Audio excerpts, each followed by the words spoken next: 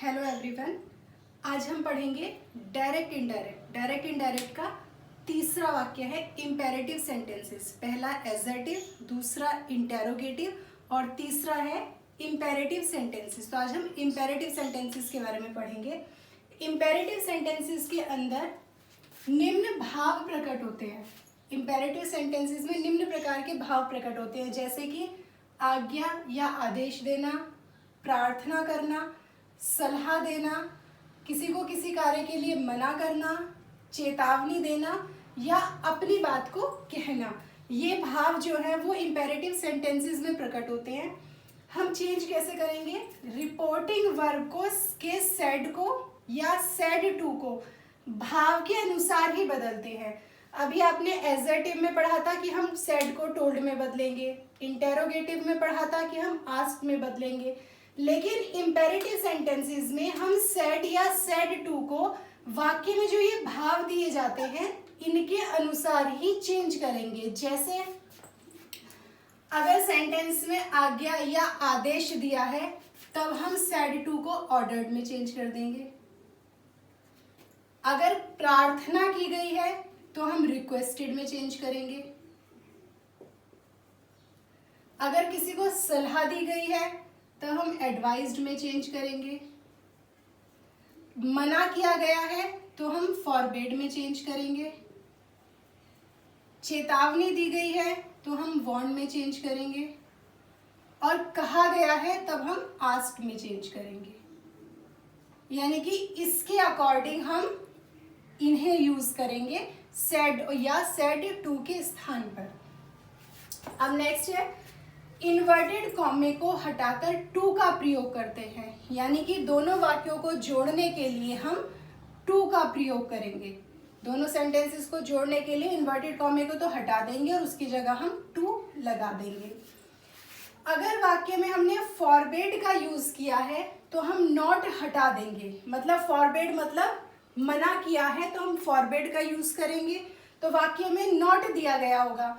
तो अगर हम सेड को चेंज करके फॉरबेड लगाएंगे तो हम जो वाक्य में नॉट दिया गया है उसको हटा देते हैं। नॉट नहीं आता है फॉरबेड के साथ में।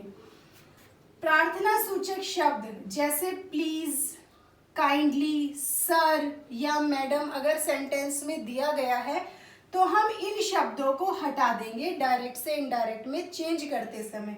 यानी जो प्रार्थना सूचक शब्द होते हैं उनको हम हटा देते हैं। इन वाक्यों में सब्जेक्ट छिपा रहता है। जो भी इम्पेरेटिव सेंटेंसेस होते हैं इनमें क्या होता है, सब्जेक्ट नहीं दिया होता। मतलब कौन बात कह रहा है ये तो पता है, लेकिन वो बात कह किससे रहा है हमें ये नहीं पता।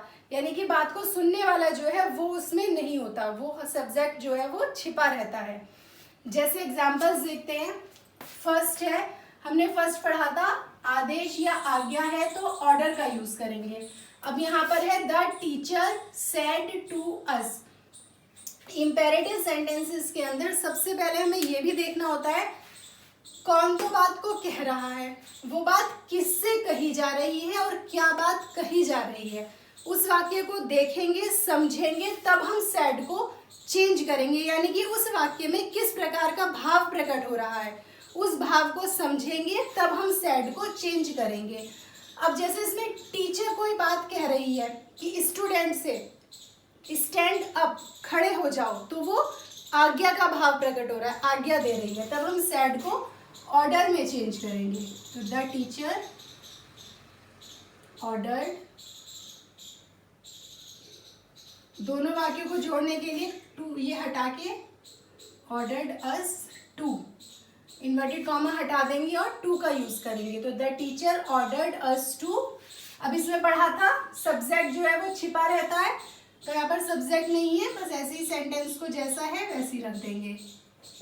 तो the teacher ordered us, conjunction लगा दी टू, स्टैंड अप। नेक्स्ट है she said to me please wait here till I return. अब हमने यहाँ पढ़ा था कि अगर प्लीज या काइंडली दिया है तो उसे हटा देंगे। अब यहाँ पर प्लीज है, सबसे पहले ये देखेंगे किस प्रकार का भाव प्रकट हो रहा है। अगर प्लीज है तो इट मीन्स कि वो रिक्वेस्ट कर रहा है, तो हम सेड को चेंज करेंगे रिक्वेस्ट में। तो शी रिक्वेस्टेड मी, कंजक्शन लगाएंगे टू और इस प्लीज को हटा देंगे तो यहाँ आ जाएगा वेट, हियर का हो जाएगा देयर, टिल, आई को चेंज करेंगे शी के अकॉर्डिंग, आई हमारा फर्स्ट पर्सन है, फर्स्ट पर्सन को चेंज करते हैं सब्जेक्ट के अकॉर्डिंग तो यहाँ आ जाएगा शी, तो टिल शी रिटर्न। तो यहाँ पर प्लीज था इसलिए हमने रिक्वेस्टेड का यूज किया है, काइंडली होता तब भी हम रिक्वेस्टेड का ही यूज करते हैं। इसके बाद है my mother said to me be honest. अब अगर मदर कोई भी बात कह रही है तो वो सलाह दे रही है, थर्ड हमने पढ़ा था एडवाइस, सलाह देना, तो हम अगर मदर कोई भी बात कह रही है तो वो सलाह देगी तो यहाँ पर हम एडवाइस का यूज करेंगे। My mother advised me to conjunction be honest. तो my mother advised me to conjunction लगाई और बी ऑनेस्ट।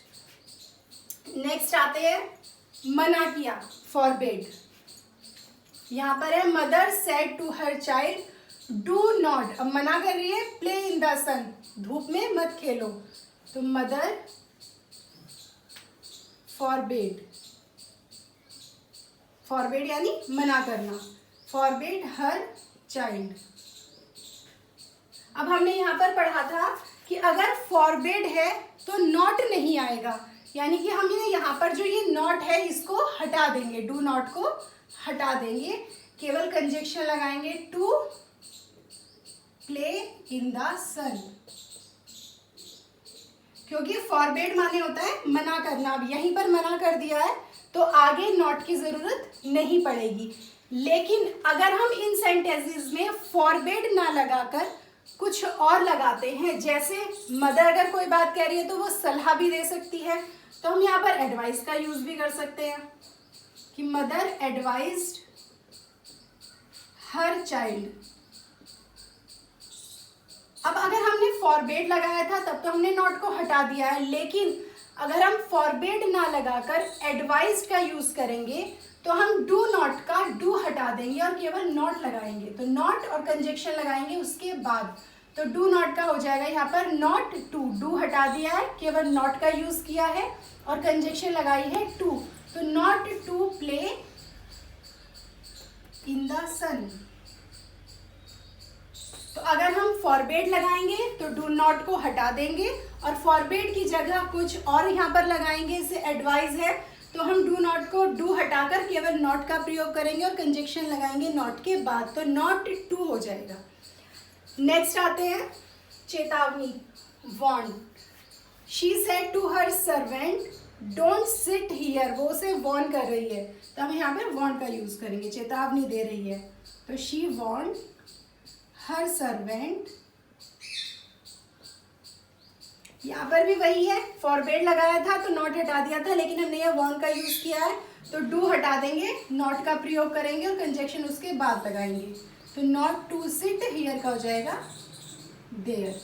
तो अगर वॉर्न लगाया है तो भी हम नॉट टू का यूज करेंगे, एडवाइस लगाएंगे तो भी नॉट टू कर देंगे, केवल फॉरबिड अगर लगाएंगे तो हम नॉट को हटा देंगे। इसके बाद आता है आस्क, केवल अगर कोई अपनी बात कह रहा है तो हम आस्क का यूज करेंगे, जैसे wife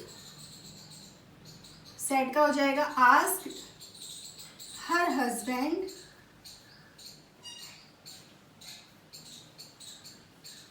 bring a new sari, तो केवल कंजक्शन लगाएंगे यहाँ पर to bring a new sari for, me को चेंज करेंगे वाइफ के अकॉर्डिंग, वाइफ कौन है फीमेल, तो हम यहाँ पर यूज करेंगे हर, तो वो अपनी बात कह रही है तो wife said to her husband, तो हम चेंज करेंगे आस्क में wife asked her husband to bring a new sari for, me को चेंज किया हमने वाइफ के अकॉर्डिंग तो यहाँ पर आ गया हर। तो इस तरह से हम इम्पेरेटिव सेंटेंसेस को चेंज करेंगे, हमने सेड को चेंज करा है सेंटेंस के भाव के अनुसार, जिस तरह के वाक्य में बात कही जा रही है, जो बात कह रहा है वो जिससे बात कह रहा है अपनी, उसी के अकॉर्डिंग हम सेड को चेंज करेंगे। ओके।